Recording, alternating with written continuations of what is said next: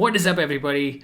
Welcome to the Casa Collective podcast. We are your host. I'm Adin, I'm Sharti. and welcome to another episode of this wonderful podcast where we discuss certain topics and we will deep dive into it. What do we have in store for today, Sharti? All right, so we're going to title this as Are Corporate Jobs Meaningless? And it's easy if you do it right. Yeah, I mean that's a great question there. It's about how if you are in a position where you feel like you are in a corporate job, and if you are working and you've essentially seen the whole world jump into this so-called entrepreneurial bandwagon. Definitely. And if you feel like you have the job and you're kind of confused about if you really want to take that job, this one's for you. I think we also have a section where we discuss a few questions and we go definitely. about giving our opinions on each of those questions and see from our perspective where we stand, right? Yeah. Yeah. So what we're going to do is, before we begin, I just want to know what goes through your mind when you read these following statements in your, daily social media scrolls that you do in your phone. So, basically your YouTube videos, Instagram stories, Reels, WhatsApp status as well. Yeah. So there are these quotes that I've written down. I just want to know what happens, what goes through your mind when you read this. Sure, hit me up. Yeah. Yeah, all right. So the first one would be the most valuable lesson is to find your purpose, follow your passion. Life is too short to be doing what you think you have to do. Follow your passions. Life is for the living. Passion is the engine to live your life. Do not settle.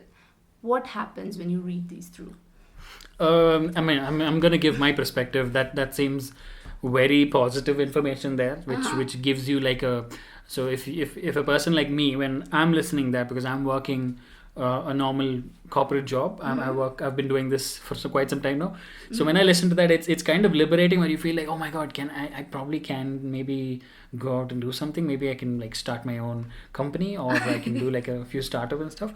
So definitely it's a very Good for your awesome boost. Yeah, you can feel very good about it, and you start looking at things perspectively, a little differently. But yeah, it's great. Yeah, I feel like it's a motivational dialogue. That's about it. Is what I would say, because it gives you that feeling that maybe I'm not. You question yourself, right, at that point. Yeah, So same thing happens to me. So let's say I'm having a good day and I on my phone and I see this, post, and I'm like, am I doing right? Like, what am I doing with my life? Right. Am I going in the right direction? So even though I'm having a good day, these thoughts just come into my head after reading it. Right. I mean, you question yourself. So I just want to know, what goes through your mind. That's all. Yeah. So, all right. So we'll move on to the questions. Sure. Yeah, I think we have a good set of questions. Let's dig in. All right. So let me ask you. Sure. We've heard people like, renowned writers, YouTubers, your actors that we, look up to, saying that they know people who still do jobs and do not have a purpose in life. That is, they lead a meaningless life. Right. And because they have a job that is 9 to 5 or any rotational shift jobs, and they You're lead right. a purposeless life. I mean, I've heard that pretty much a lot of entrepreneurs and a lot of so-called social media influencers. Influencers. Most of them say that you should go out there in your life and do things. Don't sit behind a desk all day. I mean, stuff like that. But for me, I think it is a very personal take on it, right? It essentially largely depends on your perspective about how you are. I would, when you do hear these things, it kind of takes you aback. Definitely. But then you'll have to, I would just say, if you're listening to this, if you feel like you've heard this question before, you should evaluate where you are. If you're really not happy with what you're doing, you really cannot be happy. And you have some other passion. Yeah, if you have something else and you obviously not feeling very comfortable, then maybe that's a good quote you should be listening to, and then you can start thinking forward in that line. Yeah. But what if you're really happy at what you do, and you start thinking, do I have a passion, or do I have something that I like? Yeah, I definitely know a lot of people who will hear this and will not even look any other way, because they know that they're very comfortable at what they are. They've kind of some people live life small. I mean, they don't want the big glam life that you see people have. So I feel like that is so those kind of people will essentially hear to this and then just be like, I'm okay. Yeah. I'm doing me. It's fine. Then again, then people will be saying that you're settling in your, comfort position. Yeah. You're not going I've there heard and that achieving before that, as well. Yeah. that big life that you. Settling down. I mean, settling down is a question that one should ask it themselves really before. Like, there are people who are doing outrageous amount of work, like working 40, 50 hours of work and doing all sorts of passionate things. I mean, that's their passion. They're doing it. It's great. They like doing it. So some of them do it with the passion that doesn't feel that it's actually work for some people, right? It's not work for some people. It just like comes to them. Yeah. Some people, it's like, no, I'm actually okay doing this. I'm kind of happy with my family. Yeah, I would say that. Yeah. Yeah. I mean, what's wrong in settling? It is nothing really. Like, life is a very practical thing, I would say. I don't think it's like as fancy as what YouTubers and all these celebrities outline. It's great to go there once you get there, but to an average person amongst the world, it's a very... I mean, bad days are for everybody. Everybody has of course, a bad day. You have everything, bad days. It might be different, but everyone has a bad day. Yeah. Yeah. All right, so let's move on. Sure. Okay, so were your parents not wise to do a job and not follow their passion? Yeah, that's a great question actually. So my parents did minimal schooling. Like, we come from a generation. I mean, my parents did come from a generation where if you did 10th, you were great. I mean, it's as good as today's PhD, I would say. Yeah. So my mom and dad probably just did 10th grade, and they were in a very, when I'm saying this, it's probably the year 1980s. 80s. Yeah, I'm sure it's the 1980s. So that was all that was available at that point, and that was the big deal. So then when you ask me a question like, were our parents not wise to do... I didn't want to use the word fool, so I just... Absolutely, yeah. I don't think they are in any way, because at that point of time, to each individual, whoever, if your family was good, well established, I feel like our parents would have been in a much better state. But my parents were not in a great... Like, my grandfather was able to make things meet, ends meet essentially in a normal fashion. So yeah, my parents I think they did the best they could with what was given to them and nothing more. True. What about you? I'm sure your parents also... Yeah, I mean, for them, it was not about passion. It was about surviving again. Like, you are either going to starve tomorrow or you are going to, stay full. Your family is going to have a full stomach. Absolutely. So for them, the only thing that mattered was how am I going to provide tomorrow. Yeah. So for them, these questions did not matter. That, oh my God, the only fact that, they were actually grateful for the fact that they had a job. Right. They didn't worry about, passion or not. Yeah. They just were really grateful that if they had a job, tomorrow you're going to survive and, you're going to pay fees and food and whatnot. So those questions did not come. And in a way, if you consider, because they had made that choice, we were able to make such choice that, okay, we can ask the question, or should I follow my passion or go do a job? So because they did that, we are privileged enough to question ourselves. I feel like, they did put... us front before doing any of that. They were just like, we're going to put food on the table, take care of the kids' education, and then we'll see from there. Yeah, it's a different mentality when you look at that generation. This generation, definitely a lot. And I think that's where they start questioning you. Are you studying? Are you planning to do a work? They are pushing you towards getting a job, because that's their primary. Yeah, a lot of my family members of parents definitely do agree that having a stable job is better than doing all these business stuff. That's coming personally from my family. Yes, that's because they've gone through the days that they had to. They kind of have always looked at. They've seen other people do stuff, and they've not really. They've seen life in their own views, and I guess that's what they're coming from. Definitely. But definitely I think I value those as well. I mean, definitely. I mean, you can't. I don't think you can say anything more there. Where it's what they did is what was best at the time, given this was probably several decades ago. Yeah. So they did tremendous work. So I'm proud of my parents and your parents. Me too. Of course, we're all happy. I'm sure everyone is. Yeah. Definitely. All right. So next question. Sure. What do you think is a large reason for leaving a job? Why do people leave job? I personally think it's because of the uncertainty. Okay. What is going to happen next? Do you have a short-term goal? Do you have a long-term goal? Do I even have to have a goal? So that's one of the reasons. Second would be being confined within a space. Like, I think I left my first job because I saw the space. I felt it was a parking lot. Right. I just couldn't get through with that. Like, so I had to leave that, and then I had to find a place where I felt, okay, yeah, this feels good. So being confined in a space. Then the third would be you're being obligated to do something. You don't want to do it. You just want to do it because somebody else is over your, shoulder that they're like, okay, yeah, you have to get this done. Those are some of the things that happen in office. Sure. And then final would be recognition and money, because I think you want to be for known, sure, and money is also one primary reason for you to leave the job. What do you think? I think just to answer your question in a very different way, recently we've seen this thing where the last year or so, or ever since the pandemic hit or so, there's a new phenomenon called, if you Google it, it's called the Great Resignation. That's what's the last 2 years I think it's been since COVID hit. Yes. So 2019 end and then 2020, So it's known as the Great Resignation. You can Google this stuff, and essentially people have seen that majority of folks have left their jobs to pursue things. I think COVID essentially gave them a reality check. To many of them, I'm not saying like some of them did continue their jobs, but many of them kind of figured out that they kind of had an outlook of their professional work in like a small space, like at work and home with your family and all that.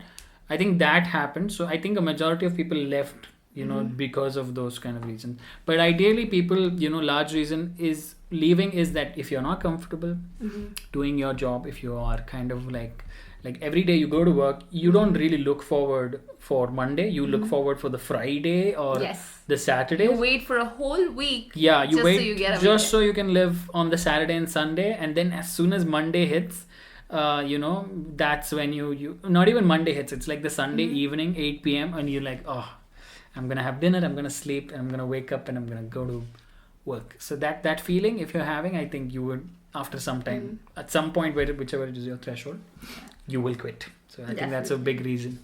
So I was reading this article, basically it is about a book written by Cal Newport. Okay. I'll suggest that as well. So in that he mentions, after a lot of research, that if you need a workplace satisfaction, you have to have the following three. Okay. One being the independence, that is the autonomy, that you have control over your responsibility, over your day, and you have the understanding of the actions that are required to do. Oh, absolutely, that's a great point, actually. So that being one. Second one is the capability. So are you skilled enough? Are you good at what you do? Right. Or even if it slightly piqued your interest on what you're doing, that you are excited for it to be doing it the next day as well, and you want to learn that skill, then that is also another reason for you to love your workplace. Right. Yeah. Third being the people, the connection, you're being relatable. I think the third point is like an understatement where you don't really know that if you don't get along with the people that you work, even if you're doing a phenomenal work, I think you'd be feeling a really bad day regardless. But those are great points, actually. The first and second points, all of the 3 points I do agree. The first point also is what is the first point with respect to the fact that you have the independence. That's sure. So it's very common for, like, you and I have had managers who ideally sometimes refuse any emergency kind of in the initial stages of work. You've seen this. I'm sure many people have come across different kind of managers where you have certain people that when you ask for a sick leave, even you've probably not asked much, or you've got an emergency, you've got especially something to look at. Especially when you're working in an MNC. And then they don't understand you, or to the level where they think that you're either just calling it a bluff, which, trust me, a lot of Indian MNCs and all think that they kind of take you for granted. Yes. So that is a very key point. Like, if you have an understanding manager who just understands automatically that you're just telling him that you need a day off for whatever reason, you have, it's a great point. That's important. That's a deal breaker for me if I don't get along with the manager that way, if you don't understand. It's like the team as itself.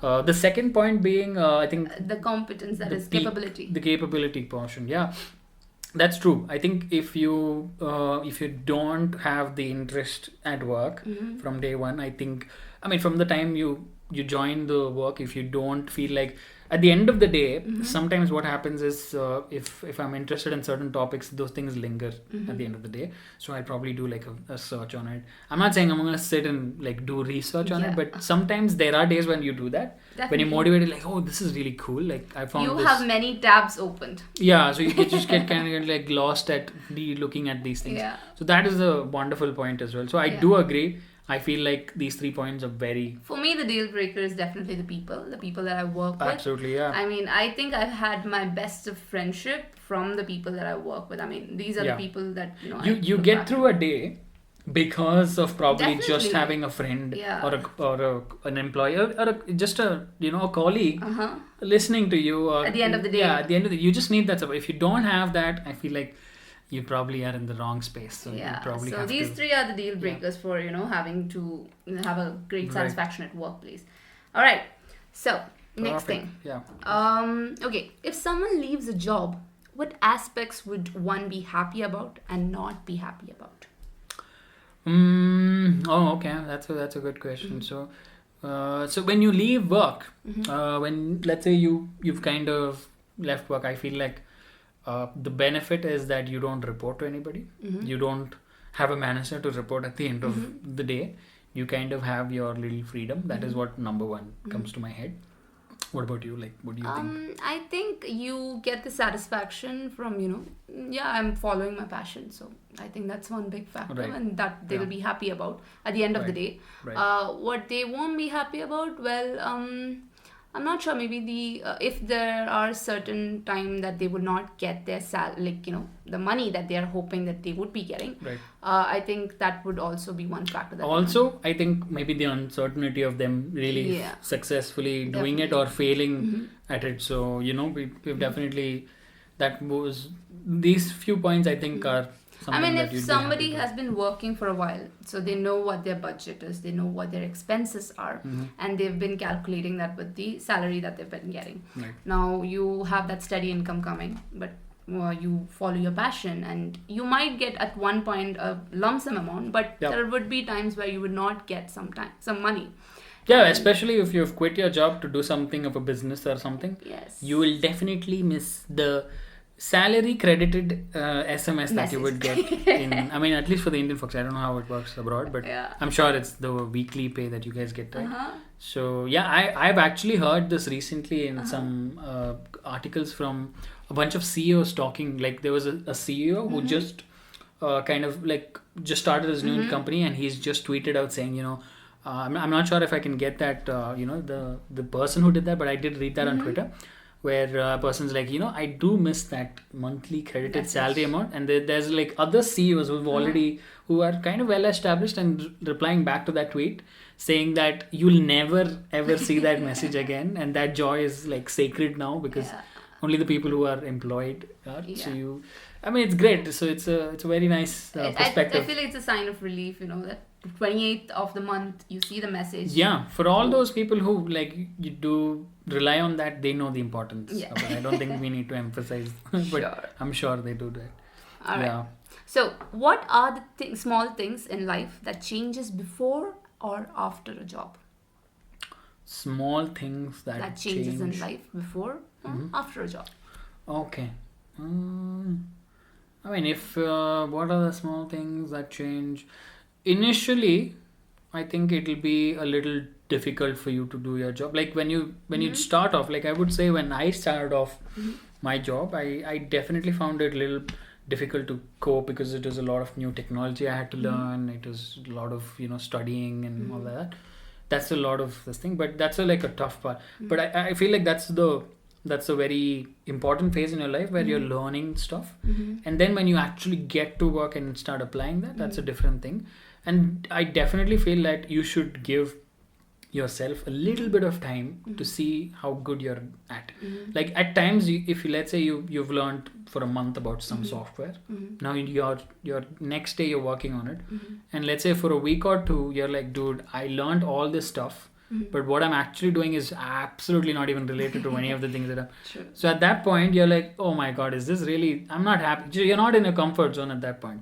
But what I would say is at that point, just give it a little bit of time. You should kind of let the process do a little bit of work. That's how big industries, corporate industries do work. Like you have to give a little bit of faith in the system where you've done like, okay, let me just see if I can pull this off. Give it a little bit of time, set goals and those kind of things. So that is what I would, small things that, tend to change before and after. For me, I think it's the, your routine. Maybe Absolutely, because, you wake up every day on a time before your job. Get dressed, not now, in the COVID times, I think. Now everybody is joining Zoom calls from their bedrooms and, they're like, oh, last 10 o'clock is the meeting. I'll wake up at 9:30. I'll just or get 9:45. Yeah, so you 9:45, I'm okay with that. So I think, there would be a routine that you would follow if you Absolutely, you were working. And if you're not, then you're like, any time is perfect. Yeah. It's free. You probably are in a situation like, what am I going to do today? I'm like, I have time. I actually have time for a change. So that's good. Yeah. You do get those changes before. Yeah. All right. So let me just scroll through. All right. So I just want to know, there are certain motivational quotes. So, I'll just read it out. Similar to what we were talking about in the earlier section. I just want to know what do you think when you hear that out. All right. Okay. So a desk is a dangerous place from which to view the world. Oh, okay. I see.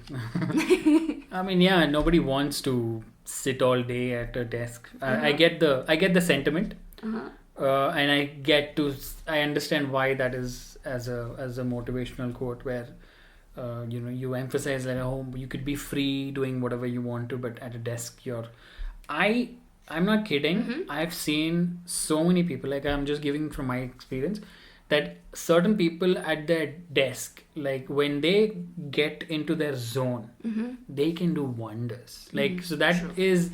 I've seen that. Like, you can see some people who are at work and they're very motivated, they're passionate and they're happy about their job. Or even if you're not, there are days, like every day, even if you're probably not that great at your work, there is one day out of 1 year where you feel like, there was some kind of a problem that came in front of you, and then you were like, dude, and then it came to you, or because of whatever you did before or the training that you had, you were able to crack that with the solution, and you were in a zone where you were able to understand the problem and figure things out. And so that happens at a desk. I mean, it can happen when you move around as well. I'm not saying that. I mean, I've seen certain people... The productivity, I feel like, increases greatly when you're just confined to a zone.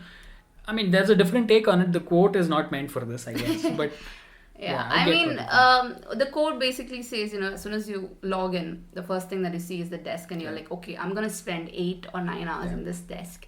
So, I don't think, that's true. But But I feel like once you sit down, once you start going through your work, your time passes, and then, as you said, if you're in the zone, then nothing matters. If the work you're doing gives you that joy, that happiness, that little dopamine that you need, I feel like even on hard days you can just use that as a working place where So when I look at desk, it's a workplace, or I can use that for entertainment or any of that.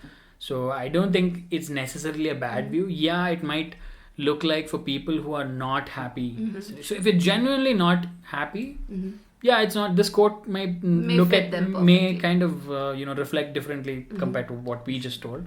Surely, I mean, I agree. I mean, the view that I have from my desk is actually nice right now. I mean, before COVID, but anyway, I feel like there are some people out there who actually decorates their desk as well to bring that inspiration. So nice cable management and all that stuff. Like they are much kudos organized. For you guys if you guys do any of the good maintenance and stuff, because generally it looks like when you get a table at the first couple of days, you're like, it's great, I feel like it's, then you start piling stuff on.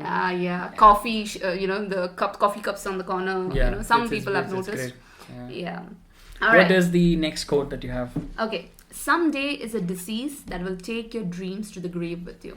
Like, you will be like, okay, I'll do things someday, I'll be famous someday, I'll earn money someday. I'll leave my job and do something someday. I'll be rich someday. I'll make something out of myself. So that someday is a disease that will take your dreams to the grave with you.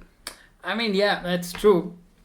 I mean, there is a way to look at it. I get what the quote is again trying to say, that if you listen to this quote and you're like, oh dude, I'm not really Yeah, you're right. Actually, I'm not doing anything much. Maybe I have certain things that I've put aside. But yeah, I mean, it's a question that you need to ask yourself. I would say that if you feel like you have something that you've put aside, I would say if you read this quote and you felt bad, I would say make a goal as to what you make a plan rather. Make a plan on what you want to achieve and do baby steps. Like 1 week, do one thing of what you set out for. It can don't define like, oh, I'm going to do for like 2 hours, 3 hours. No, you're just gonna do it for a small instance. Definitely. And you can probably, so if you're listening to that quote and you're feeling bad, I get you, maybe you might feel it, so you have to probably do a little bit of self-talking.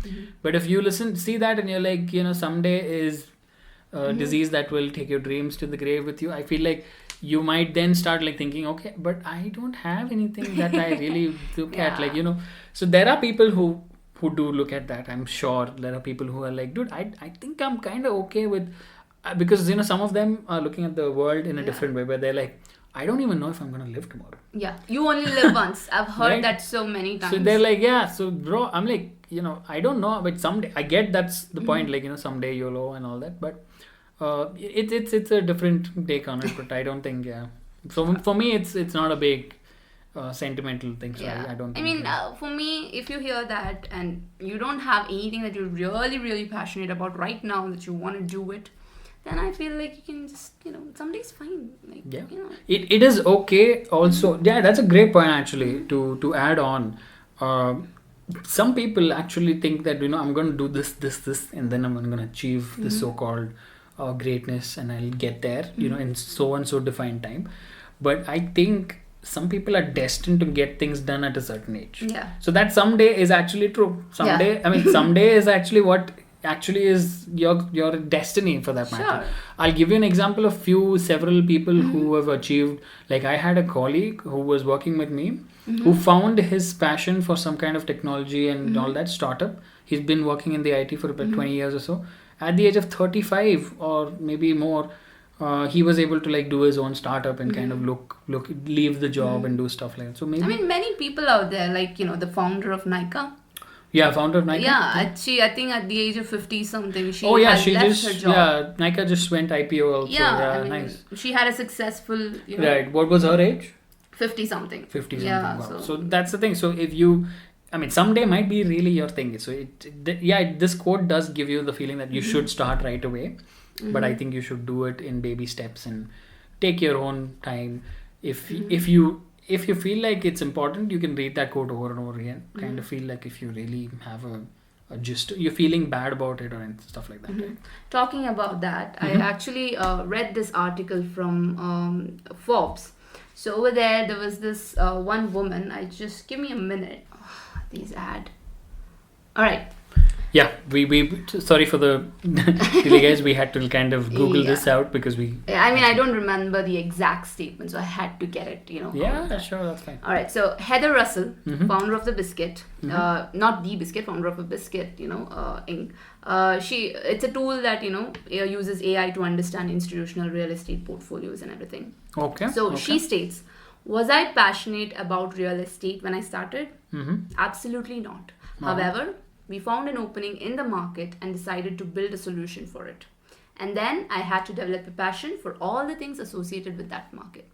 Yeah, I mean, ideally, basically, you might not have the passion right now, but if you're working and you are, finding something that piques your interest, you might develop a passion for those things as well. This I think is a great quote, and I think it works in two ways. Two ways is that, let's say this is a question that if you hear this quote that she was not passionate about real estate, right? And then she started out and then she figured out how to do. So then she found her comfort, like she found something she's passionate about and doing it. So this applies in two ways, where one, you're actually doing some job that you're not happy about, but you're interested somewhere else. You have to evaluate at that point of time. You have to take some baby steps, like I said. But let's say you are at a job and you're kind of confused. You don't know if you're really good at your job yet, and you might be kind of putting yourself in a lot of pressure by thinking that I'm not delivering, I'm not doing stuff.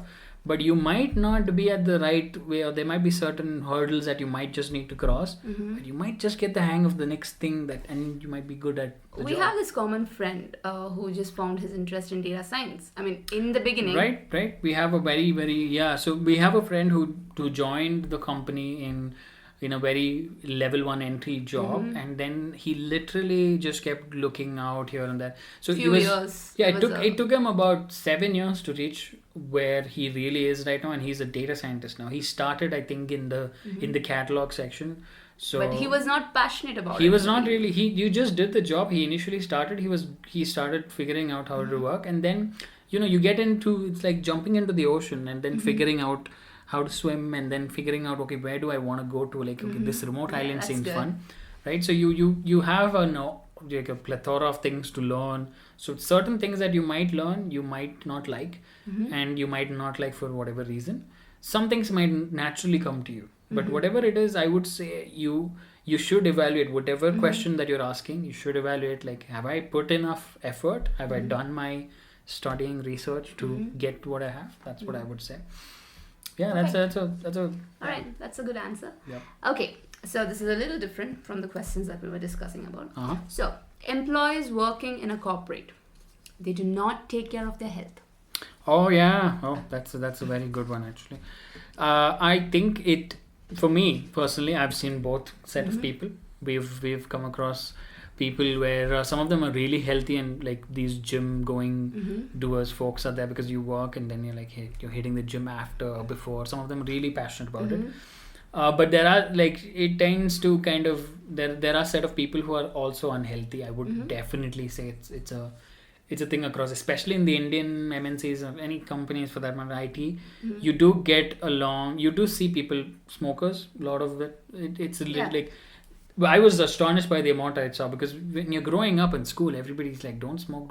When you hit college, you see a little bit of reality that you kind of want to do it and all that stuff, but you see this world that you're like, yeah, it's like, people do say that all the grown-ups who said not to smoke are actually sitting and smoking, dude, what the hell. Sure. So then you go to like corporate, it takes to a different level because you're employed, you can do what you want, and kind of some corporate organizations do have the smoking zones, right? So even though they put a big deal saying that maybe the company, it's like, we don't recommend people smoking, but then it's a personal choice. Again, it's not the company's fault. Definitely. I mean, if you want a break, you can't go miles away from the... you can't, a company can't hold like, you can't smoke. That's ridiculous. But the point is that it is a lot of unhealthy. You can get hooked onto it, but be careful for those kind of things. But yeah, it's both healthy and unhealthy. Like, I do see a mix. I mean, personally, if I've had a bad day, I take it out on food. Like, I've been there too. Yeah, I'll have 2 vada pavs, like, just to make me happy. Yeah.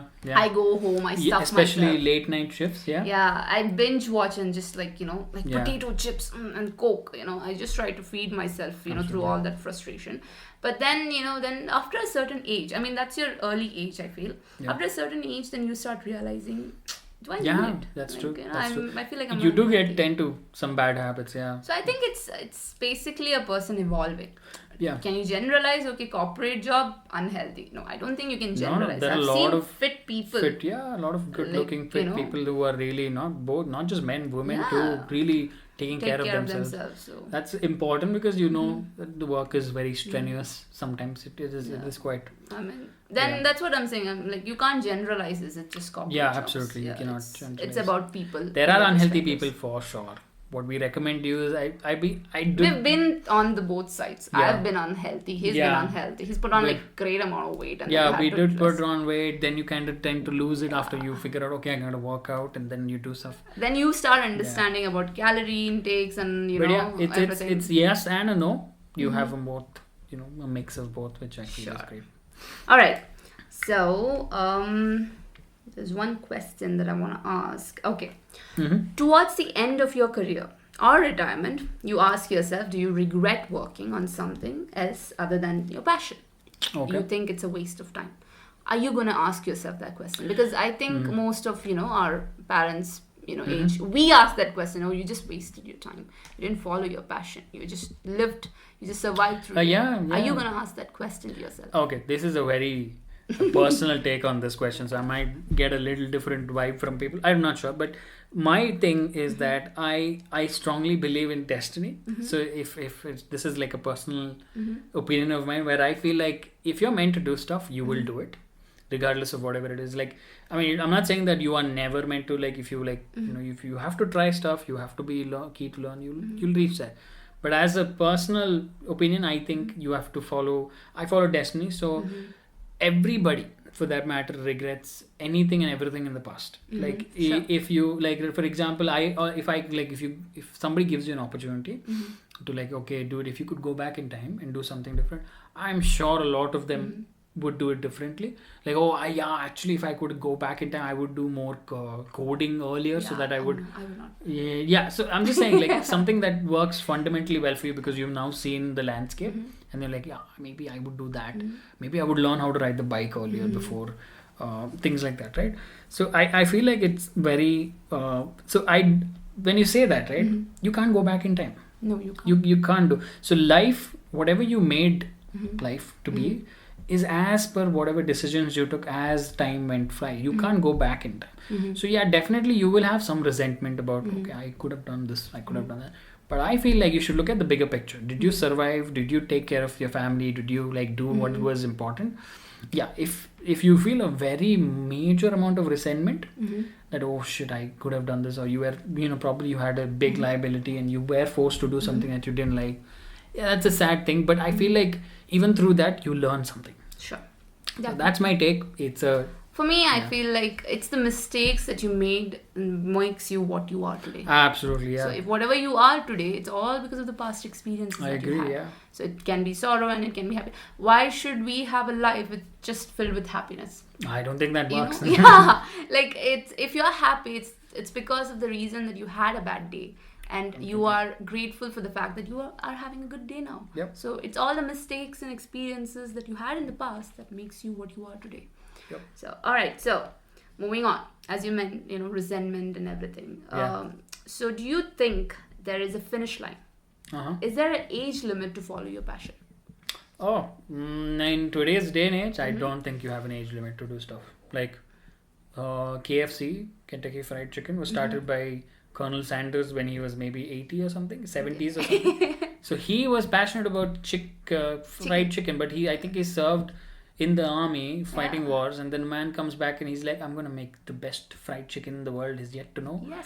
And then he turns out to make it happen, right? That's great. Yeah. So I don't think there is an age or a finish line that you'll ever feel like you'll accomplish. It's as life as we know it is a thing where you finish one goal and then you're like, okay, now what? Yeah. So I don't think there's a finish line. I mean, the reason why I asked the question is, the people now who are in their 30s, okay, again, YouTubers, influencers, they now start putting this question in your head. Oh, you mean I think you mean the 20s and the 15-year-olds who are telling the 30-year-olds, do your shit, bros. Yeah, like, also the 30-year-old, the recent 30-year-olds telling them, that too, yeah. You know what, I just had to. Yeah, so I did this, and yeah, I'm a YouTuber now. I have 1 million Successful. subscribers and all that. I mean, it's great to hear and all, but some people, some practical folks, it might just be like, hey, it sounds great. It sounds great, but yeah, I'm not sure. Like, there's always this sense of accomplishment when you're like, okay, I have to get married by 30. I have to have a house by, the early 30s so that I can have a, loan and whatnot. So there is a certain, demand that comes with that particular age.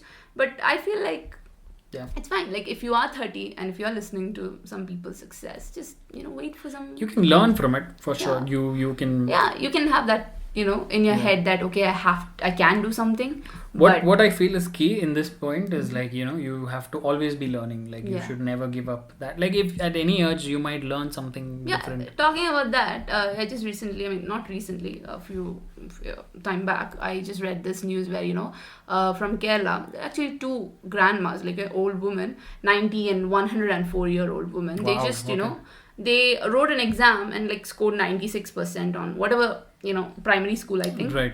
But it's still like they were passionate about it. They wanted to just finish it. Yeah. Did the age stop them? If she was probably she was 104, that means she was probably born in the 1900s. Yeah. Or so. Yeah, it's maybe in that range. So if she's 104, obviously. Yeah. So in that range, if she's I'm talking about 2008 or 7 or something in that range, right? So Yeah, that's great. Like she lived probably through the British Empire. She went through life in all sorts of the independence time and all that. So these are things That was her young age, like yeah, early age, and she didn't I'm have sure that she passion. couldn't do shit then. I'm sure, like she probably wasn't able to do anything in life at that point of time because life was not great back then. I think this is a point that many youngsters don't realize, like the wars and the things that our great grandfathers and things have fought, our ancestors or our family. I think at that point of time, you don't have something called depression. You just have survival. Like, do I get enough food to put on the table to just live? It's not like I'm, trivializing the depression factor. Yeah. It's just that, at that point of time, it's what survival. I always think it's very important to kind of look back at those folks and see how they lived and what lives they lived. They definitely inspire. Yeah, they didn't have everything sorted for them, and the world was at a very messy place. But yeah, that's great actually. That's very motivational for people to listen. So age is not a number that you should put. Yeah. That you should define yourself like, yeah, I'm done, I can't do it. Yeah. I feel like you should give it a chance. Especially I feel you take risks after a certain age. Like Sure. when you're much older, you're like, I mean, again, it's about a person evolving, right? So you might not. So there are kids who start coding at the age of 14. Like, and you can't look at them and say, oh my god, I just, was I dumb enough not to learn coding? But no, yeah, it's fine. DMP. You can still learn coding. People do learn even now. Absolutely, yeah, that comes across. Yeah, so a lot of youngsters are learning more than They I would have to learn, right? They have more skills, they are learning newer skills. The more they have access to these things, right? Yeah, they're born in between this portion where they're probably holding a phone when they're 6 months old. Yeah. And when we had all sorts of other things to learn about. Yeah, it's a great question. Yeah, it's a great. All right. So I think I'll just end it with one last question. Sure. So if you want to stop, working, if you are going to quit the job, are you ready to play all the roles that comes up with, if you're doing a startup? Like if you are going for an entrepreneurship, are you ready to play all the roles that comes up with it? Like being an HR director, CEO, wow, okay, CFO, supply chain manager, head of business development. Yeah. I mean, at the first, definitely you'll have to do all of those things before you kind of reach a level where you're able to sustain. I'm sure a lot of startups are like, yeah, this is my friend, I'm going to do this together and all that. But yeah, a key takeaway there would be that, what I've read online is that 50% of all startups fail in the first 5 years. That means you're already giving yourself that you have to give yourself a 5-year of failure plan, which means that you if you get success, great. If you don't, I'm sorry, you probably have to just keep doing it. So that is a key thing. So if you can kind of stomach that, go for it. I feel like you can do it. You can evaluate your options and do that. But yeah, I mean, that's my take on that. I would say that's a key thing that I would look at, like, because startups are not easy to do. I mean, everybody's doing a startup. It's easier now than before. I'm sure there's a lot of investments happening, a lot of good ideas coming up. But the thing is, there is right now a lot of ideas. Everybody's coming up with ideas. I'm not saying that innovation has to stop, but at some point, if you feel like you've got an idea, you have to do small steps to make that work. And if it does, you put in honest effort, you will reach there.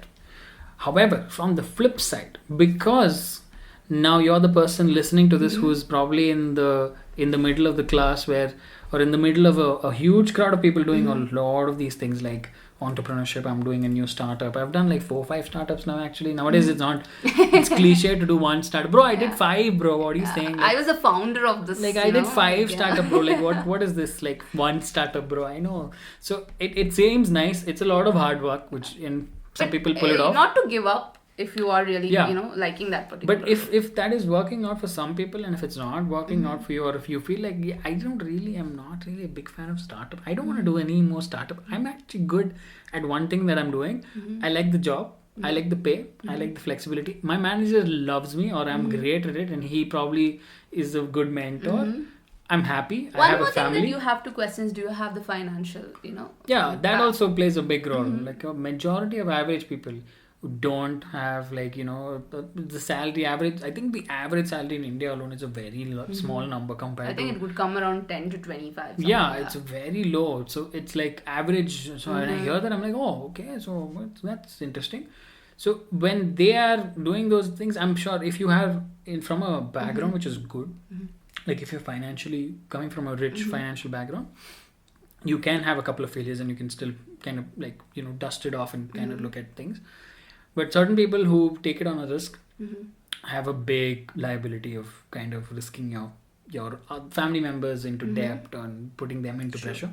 So I wouldn't do that if you guys are planning to do that. Make sure, like, don't put it out on your parents who probably put their hard-earned money into you. Your education. And if you feel like you are entitled for that money and all, I wouldn't do that. That's personal opinion. You can do it if you want to, but it's up to you. I mean, if you are having, venture capitalists providing you but I'm sure at the beginning, nobody will come like, Dad, I need like this much money. Can I get this? Like, son, what is this? I'm like, I just need this much money. I'm like, So that happens, right? So, but yeah, I would say it's a if you are amongst these people, you're like, oh my God, the world is like an entrepreneurial buzz right now. Like everybody's wanting to start something, which is great. Like maybe it's good to have that kind of a thought within everybody. Yeah, it's good. But if you're listening to this and you're like, hey, dude, I'm not really that big. I like it. I like the fact. Maybe someday, like the earlier. Yeah, maybe it might not click for you now. Maybe you have not found the right idea that works for you, or you're not found something that you're really wanting to try out. So that is what I would say. I would just say if you're kind of happy where you are, that's a call. That's the final call that I would say. If you're happy at where you're at, and you feel like you're comfortable, you're kind of okay with, you have some kind of things going on for you, it's fine. All right. But if you don't, if you honestly feel like, oh, this is something that I don't want to do, then start in a way that you want to do it, like, plan it out. But do it systematically. Yeah, do it systematically. Try it out. You will fail a lot. But that's how it, you climb up. There are people who get hit like at their first try. That too. I'm sure. All right. So I just want to end this podcast with. We've been talking quite some time now. So. Yeah, I want to do one more thing. That is, I've read this book. I think you should also check it out. Okay. It's called "So Good They Can't Ignore You" by Cal Newport. I mentioned him earlier as well in this podcast. Shout out to what is his name? Cal Newport. Okay, Cal Newport. All right, so he mentions these questions in his book, and I felt like that was kind of thing that that made change in my thought as well. Oh, okay. So nice. The questions are two different questions, but are you confused with these questions? I just want to know, so he's okay. Go ahead. So the question number 1 is, what do you do for a living? Are you confused with this question to the second question, that is, what should I do with my life? What do you do with your living? And what you do with your living, or what you do for living, what should I do with my life? Are you confused between these questions? Yeah, I mean, that could be a daily. Yeah, that's a good way to put it across, I think. Yeah, that's a great way to put it across. I mean, when I watch videos, when I watch those motivational quotes and those statuses, I think I have to question myself with this. Yeah, you have to have a reality check to see if you're just kind of feeling that, just because somebody said it, there are a lot of like, there's a saying that, the sheep mentality, where some people say that, you're actually just following multimedia or the media that tells you this is the thing and that's your perspective. So sometimes when you hear this, you're like, it's like, I'm not doing anything, everybody's doing everything. And that time you should just take a break, take a step back. I think you should just. I mean, earlier it was more like, okay, that person got a government job or a private sector job, I have to get one. Now it's like, oh, this person's doing what they love, they're passionate about, they have a new startup, I think I should follow that. But, at the end of the day, what we do not understand is that, is what we do for a living it's not the same as what we are passionate about. So you might be passionate about something, but you can also work on the other hand. You can get your steady income for what you do for a living, and you can do something else with your life as well. So I just wanted to end it on that note. Absolutely. So thank you guys for listening. I guess that was a very lengthy conversation about us, and we're essentially talking about all these topics. So we are soon gonna have a couple of guests also come onto our podcast, and we're gonna have some interesting folks in all walks of life, and we're trying to kind of look at their perspectives, their questions. So if you've got any questions that you want to ask in any further episodes down the line, please do hit us up. We're probably on YouTube as well by the time you see this video, and you can comment down below what you want. Definitely. Like and subscribe if you like this content, if you're interested. And to the listeners, please do follow us on